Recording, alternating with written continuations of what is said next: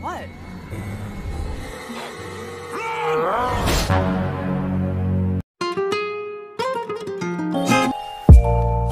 Hai brother, Sugeng Rawuh ing channel Lambe Movie. Kali ini saya akan merangkum alur cerita film X Giant The World of Paul Bunyan. Nah, Paul Bunyan ini adalah seorang tokoh fiksi cerita rakyat Amerika. Ia digambarkan memiliki kekuatan yang sangat besar yang didasarkan pada seorang penebang kayu yang hidup pada abad ke-19 di Amerika Serikat. Sebelumnya, saya ingin memberitahu kalian, lebih baik jangan menonton film ini karena film ini seperti film Indosiar versi barat. Kalau kalian gak percaya, kalian bisa nonton langsung fullnya. Oleh sebab itu, saya merangkum film ini agar waktu kalian tidak terbuang sia-sia untuk menonton film Indosiar versi barat tersebut. Oke, mending langsung kita mulai saja and enjoy this Lambe Movie.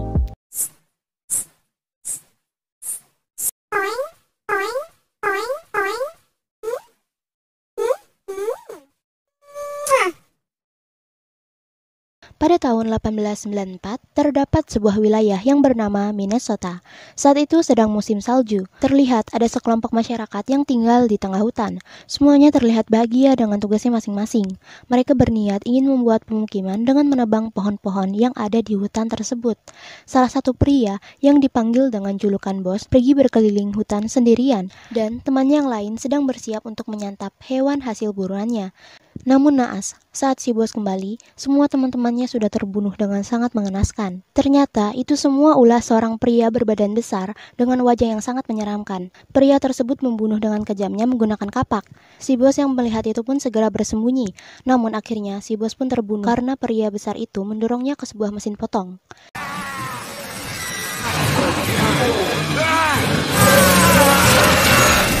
Itulah awal mula X Giant, atau raksasa pemenggal yang menggunakan kapak yang akrab dipanggil Paul Bunyan. Namun, yang dipertanyakan mengapa ia membunuh orang-orang tersebut? Ikuti alur cerita ini. We'll be here. 0211 Trish Grove, Martin Williams. Call me Zach. I'll be keeping a 50 Rosa Via. Tanner. Drunk driving. Di depan kantor polisi terdapat 5 orang tahanan atas pelanggaran pertamanya. Beruntung, 5 orang tersebut mendapatkan kartu bebas keluar dari penjara, yaitu dengan melakukan pelatihan camping. Mereka bernama Akang Felon, Mbak Tris, Mbak Tanner, Akang Zack, Teteh Rosa, dan juga 2 pemandu camp yaitu Sersan Hook dan Tante Kay. Of jail free card. Now, you are all my. Mereka semua mendapat arahan dari Sersan Hook agar segera masuk ke dalam mobil, dan mereka pun segera menuju ke tempat camp. Saat di perjalanan, mereka sangat akrab. Saking akrabnya, mereka terkena omelan dari Sersan Hook. Plenty of punishment built into the system. I'm in it. Just numbers on mill from the government. It was only Nice. That's bullshit. Mereka akhirnya sampai di depan pintu masuk tempat camp tersebut. Di depan gerbang terlihat ada bapak-bapak tua yang mengintip dari balik pohon.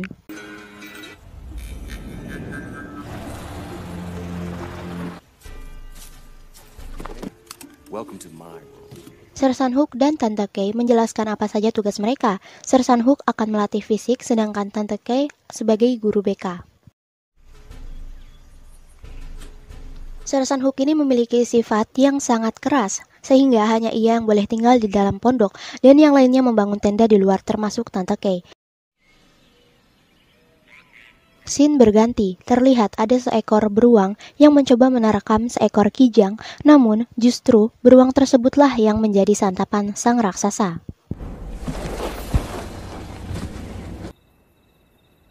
Selling drugs. Hey, I had friends. Saat malam hari, mereka semua saling berbagi cerita tentang kejahatan yang mereka lakukan, dari mulai pengedar narkoba hingga penabrakan yang tak disengaja. Saat mereka semua sedang asik konsuling dengan guru BK, namun tiba-tiba saja bapak-bapak yang tadi sempat mengintip dari balik pohon muncul secara tiba-tiba, dan sepertinya bapak tersebut memiliki gangguan jiwa. Sersan Hook yang mendengar keributan segera keluar dari pondok, dan Sersan Hook memperkenalkan bapak tersebut. Ternyata bapak tersebut bernama Max. Setelah ia berhasil membuat keributan, Max pun pergi dari tempat tersebut. Sersan Hook menyuruh mereka semua agar segera tidur karena kegiatan esok akan dimulai jam 5 pagi. Saat tengah malam, Mbak Tris diam-diam masuk ke dalam tenda Akang Zack.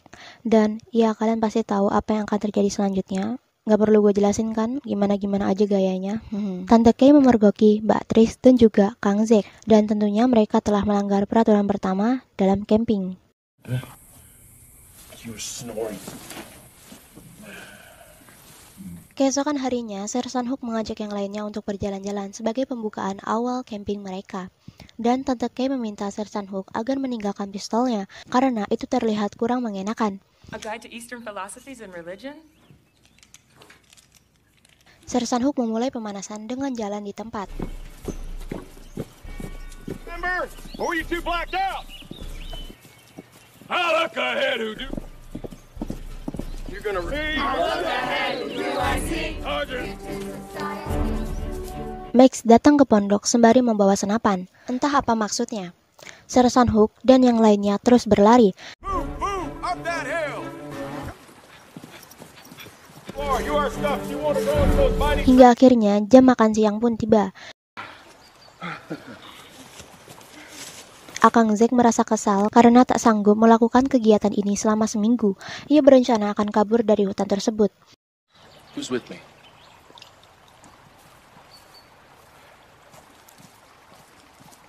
Saat Akang Zack dan juga Akang Felon melihat pemandangan, mereka menemukan tulang belulang hewan yang berserakan. Mereka berdua segera memeriksanya. Akang Zack yang melihat itu cukup keren, akhirnya ia mengambil salah satu tanduk dari kepala tulang hewan tersebut dan segera kembali ke Sersan Hook. Saat sampai di sana, Sersan Hook menyuruh Akang Zack untuk tidak membawa tanduk tersebut. Namun, Akang Zack tak mempedulikannya. Ia adalah Sheriff Tanner. Ia pergi ke salah satu bar atau mungkin warung di kota terpencil. Dan Sheriff Tanner menceritakan tentang anaknya yang sedang melakukan camping bersama Sersan Hook. Dan penjaga bar tersebut berkata bahwa Sersan Hook seharusnya dipenjara karena ia telah membunuh seorang anak di sana. Namun, Sheriff Tanner mencoba berpikir positif. Sepertinya tempat itu merupakan tempat yang istimewa bagi raksasa tersebut. Lantas, raksasa tersebut pun kesal karena salah satu tulang ada yang hilang, yaitu tanduk yang tadi diambil oleh Akang Zack. Raksasa itu tak tinggal diam, ia pun segera mencari tanduk tersebut. Di lain sisi, Sersan Hook dan yang lainnya beristirahat kembali.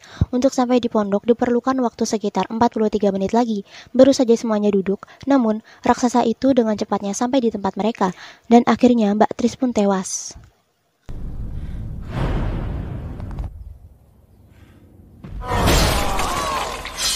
Sersan Hook ingin melawan raksasa tersebut, namun ia lupa bahwa ia meninggalkan pistolnya di pondok. Dan tak ada cara lain, Sersan Hook dan yang lainnya pun berlari. Mereka akhirnya terpencar menjadi dua bagian.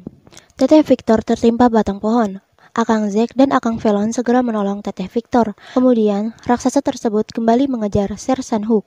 Mbak Tanner dan juga Tante Kay merasa lelah, namun Sersan Hook berusaha menguatkan mereka. Tindakan itu membuat raksasa selangkah lebih cepat, dan yang menjadi korban selanjutnya adalah Sersan Hook. Sersan Hook berusaha melindungi Tante Kay dan juga Mbak Tanner, namun sayang, justru ialah yang terpenggal. Kaki dan badannya pun terpisah. Mereka akhirnya berhasil bertemu, dan mereka segera menuju ke pondok. Sesampainya di pondok, mereka berinisiatif untuk keluar dari hutan tersebut menggunakan mobil.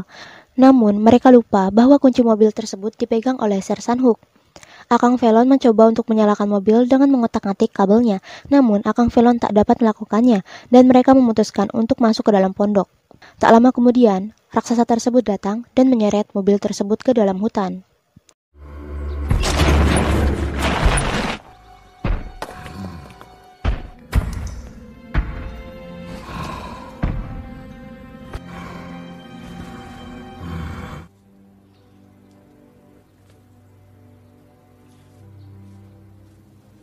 Max tiba-tiba saja memaksa masuk ke dalam pondok. Saat di dalam pondok, Max menanyakan apa yang telah mereka lakukan.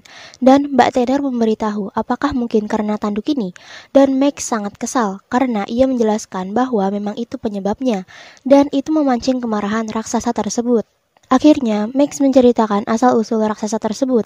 Pada tahun 1800-an, ada seorang penebang kayu yang sangat hebat yang tinggal di daerah tersebut bernama Kapten Lord Banyan. Banyan menikah dengan seorang gadis Helga yang asalnya entah dari mana. Akhirnya mereka mempunyai seorang anak yang sangat besar bernama Bodacius. Dokter berkata bahwa Bodacius mempunyai kelainan sehingga ia tumbuh sangat besar dan sekarang ia tumbuh menjadi 2 kali lipat dari manusia normal dan akan hidup 3 kali lipat lebih lama. Tetapi ia selalu memiliki pikiran layaknya anak kecil. Oke, dari sini kita akan flashback sedikit tentang video pembuka dari film ini, dan ini akan menjawab apa yang terjadi sebenarnya pada tahun 1894 di Minnesota. Pada tahun itu, ada seorang juru tagih dan beberapa temannya yang sedang berburu mencari makanan. Situasi saat itu sangat sulit untuk mencari makanan seperti hewan-hewan segar, karena banyak pohon yang telah ditebangi oleh Bodacius. Mereka akhirnya menemukan bayi sapi biru, yang ternyata bayi sapi biru itu merupakan teman kesayangan si Bodas. Juru tagih itu berhasil menembak mengenai kepala bayi sapi biru.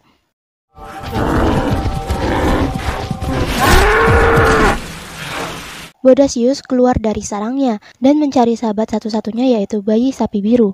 Namun sangat disayangkan, bayi sapi biru telah mati dipanggang. Bodas kesal melihat satu-satunya sahabat yang ia miliki dibunuh dan dijadikan santapan. Bodacius yang geram akhirnya tak segan-segan untuk membunuh mereka semua, dan yang dibunuh paling sadis adalah si bos atau si juru tagih tersebut. Ketika Bodas sadar, ia segera berlari dan bersembunyi karena kini Bodas menjadi incaran para warga. Namun akhirnya Bodas berhasil ditangkap dan Bodacius dimasukkan ke dalam tambang tua. Kemudian para penduduk meledakkan tambang tersebut dan menyegelnya. Ternyata Bodacius berhasil selamat dan ia segera mencari sahabatnya yang sudah tiada. Kemudian ia membuat kuil untuk sahabatnya tersebut, letaknya di atas puncak. Max memberitahu bahwa satu-satunya cara agar selamat dari sini adalah dengan mengembalikan tanduk tersebut. Tanpa pikir panjang, Akang Zack segera melempar tanduk itu jauh ke tengah hutan. Tak lama kemudian, tanduk tersebut kembali lagi dan menusuk tepat di tubuh Zack. Raksasa itu datang, kemudian menyeret Zack bersamanya. Max yang melihat itu justru senang karena menurutnya masalah ini sudah selesai. Dan ia berencana akan pergi dari pondok itu ketika fajar tiba.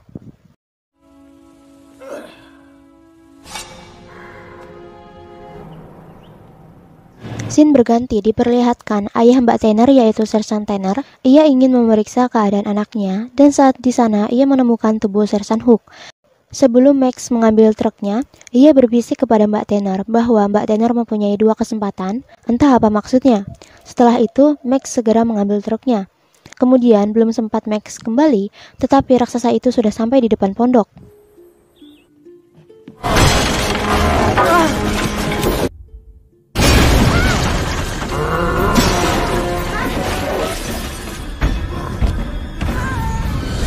Raksasa itu berhasil membunuh Teteh Rosa dengan melempar tubuh Teteh Rosa dan Teteh Rosa menghantam pohon yang sangat besar dan Teteh Rosa pun tewas. Sheriff Tanner datang di waktu yang tepat. Ia berhasil menembak raksasa tersebut. Namun, Max tiba-tiba saja muncul dan tidak membawa truknya, melainkan membawa senapan. Dan Akang Velon berusaha melindungi, namun ia justru tertembak dan ia tak terselamatkan. Di sini dapat banget dramatisnya, bahkan kebodohannya pun dapat.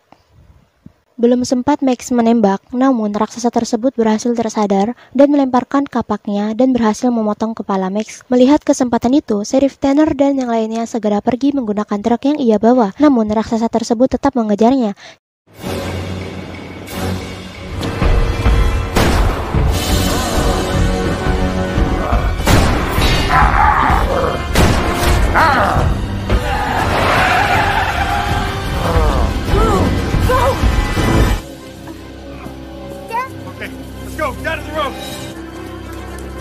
Hingga akhirnya mereka terpojok di sebuah jembatan karena Sheriff Tanner pintar. Ia sempat meminta bantuan para tentara untuk sampai di lokasi. Dan sesuai yang diharapkan, para tentara datang tepat waktu dan menembaki raksasa tersebut hingga akhirnya raksasa itu jatuh ke dalam sungai. Sebelum tenggelam, ia sempat menatap Mbak Tanner dan memanggilnya Maybelline. Tamat. Oke, sekarang saya akan memberi penjelasan karena di ending ada yang janggal. Siapa sih Maybelline? Oke, setelah saya menelaah rumus-rumus fisika, dapat diketahui bahwa Maybelline merupakan satu-satunya manusia yang baik terhadap raksasa tersebut atau si Bodacius. Jadi, dia itu bisa dibilang akrab lah sama si Bodacius, tidak seperti masyarakat yang tinggal di sekitar itu, yang kurang senang dengan Bodacius. Namun, sifat si Maybelline ini berubah setelah mengetahui bahwa si Bodacius membunuh beberapa orang yang tinggal di Minnesota.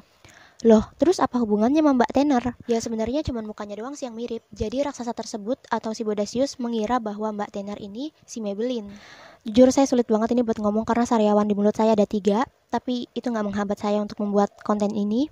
Oke, sepertinya video ini berakhir sampai di sini. And paka.